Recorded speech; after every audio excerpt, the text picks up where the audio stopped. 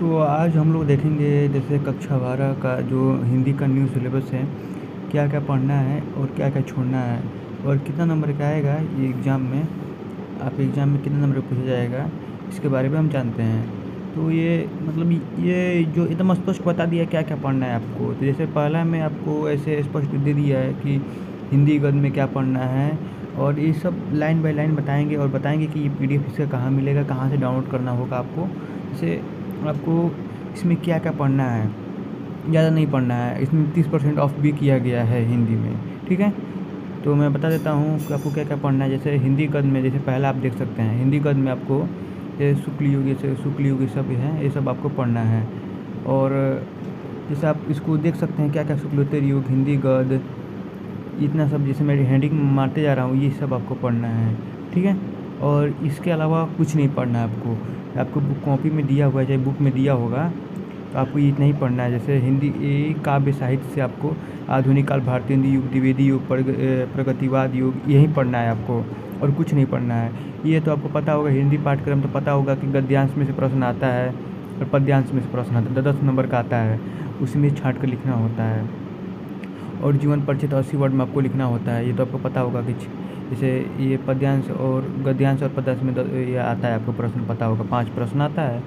और नीचे यहाँ पर दिया गया है हिंदी, जैसे हिंदी साहित्य, जैसे उनका जीवन परिचय लिखना होता है, साहित्यिक परिचय लिखना होता है, ये सब 5-5 नंबर का दिया जाता है।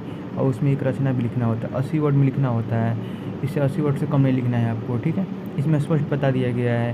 पहले जो 2022 का सिलेबस था उसमें नहीं बताया गया था कि ये पढ़ना है, इसमें स्पष्ट बता दिया गया है क्या क्या पढ़ना है, क्या क्या छोड़ना है। तो आपको स्पष्ट पता है किसी कथा वस्तु, जैसे आप जिला वाइज होता है ना कि मेवाड़ मुकुट पूछेगा, धर्मपाल, जैसे बहुत सारे कथा वस्तु आपको अपने टीचर से पता कर लेना है कि आप हमारे ज़िले में कौन से कथा वस्तु पूछेगा, ठीक है। कथा वस्तु या खंड काव्य पूछेगा। जैसे आप संस्कृत में देखते हैं, संस्कृत में वही रूल है, 10 में जो पढ़े होंगे, संस्कृत का गद्य का संदर्भ लिखना, ये आप देख सकते हैं। संधि विच्छेद में आपको 4 संधि पढ़ना है, दीर्घ, गुण, यण, आदि, और कुछ नहीं पढ़ना है।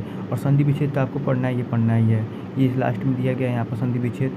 और जैसे प्रश्न तो बहुत बनेगा सब इसमें, तो यहाँ पर आप देख सकते हैं कि संज्ञा में क्या पढ़ना है, अनेकार्थी सब तो आपको पता होगा, विद्या आप खरीद ले लीजिए जो प्रीवियस ईयर पूछा होगा। और यहाँ पर ऐसे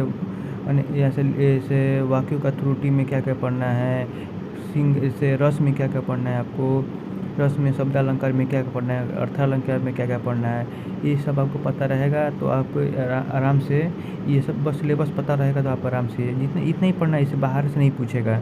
ये 2023 का सिलेबस है, आप कहीं भी सर्च कर सकते हैं या देख सकते हैं। तो अधिकतर बच्चों को यही नहीं पता होता है क्या पढ़ना है, क्या छोड़ना है।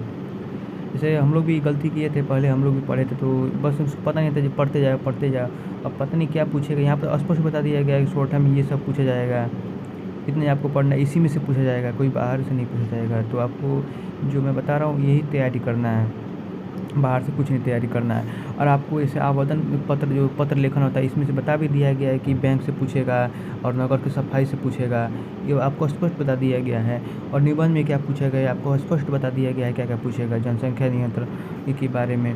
ये तो नंबर लेने वाला है, आराम से आप नंबर ले सकते हैं, इसे आपको कोई नंबर से चुरा नहीं सकता है। जैसे आप किसी को राय भी नहीं ले सकते हैं। यहाँ पर देख सकते हैं आप, स्पष्ट लिखा गया है क्या पढ़ना है, देख सकते हैं यहाँ पर। जैसे जनसंख्या नियंत्रण पर पढ़ना है, शिक्षा पर निबंध याद कर लेना है। जैसे 9 नंबर का पूछेगा, आपके हाथ में 9 नंबर है। और यहाँ पर जैसे इतने यहाँ 4 चैप्टर पढ़ना है गद्य में और 7 चैप्टर पढ़ना है पद में। क्या इतना आसान चैप्टर कर दिया है भाई, कोई दिक्कत नहीं है, डरना नहीं है, ये ख़त्म हो जाएगा, 3 से 4 महीने में ख़त्म हो जाएगा। मैं चैनल का नाम भी बता देता हूँ, वहाँ पर आप जाके विजिट कर सकते हैं, ये सब पढ़ाया जा रहा है, ठीक है। मैं आपको सिलेबस बता दे रहा हूँ और जो मैं पढ़ाऊँगा वो आप नीचे कमेंट कर दीजिए कि क्या हम पढ़ाएँ, ठीक है। तो यहाँ पर जो कोई यहाँ पर ध्रुव 3 में से पंचलाइट या बहादुर याद कर लीजिएगा।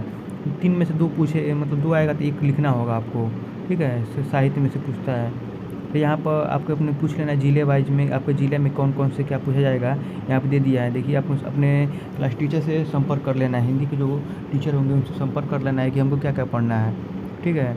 और नीचे तो दिया गया है कि संस्कृत में क्या पढ़ना है, इतना पढ़ना है। संस्कृत में लगभग 3-4 मतलब लाइन से 3 पढ़ लीजिएगा, उससे अधिक नहीं पूछता है। संस्कृत भाषा बहुत इंपॉर्टेंट है, इसमें से तो हर सेट में एक पेपर मतलब लग जाता है। और हटाया गया पाठ्यक्रम तो आपको दिया गया है, यहाँ पर टिक मार लीजिएगा, अपने बुक में टिक मार लीजिएगा कि क्या क्या चैप्टर हटाया गया है। और यहाँ पर कोई भी दिक्कत हो रहा है, यहाँ पर दिक्कत हो रहा है तो नीचे कमेंट कर दीजिए कि सर ये दिक्कत हो रहा है हमारे में, ये दिक्कत हो रहा है, मतलब जो भी दिक्कत हो रहा है इसमें समझ में नहीं आया, क्या नहीं समझ में आया, क्या और आगे वीडियो बनाना चाहिए हमको, इसमें इसका क्या मतलब आपको क्या चीज़ नहीं समझ में आया, नीचे कमेंट कर दीजिए, हम बता देंगे कि ये मतलब ये हमने जो बता पाए हैं वो कमेंट कर दीजिएगा।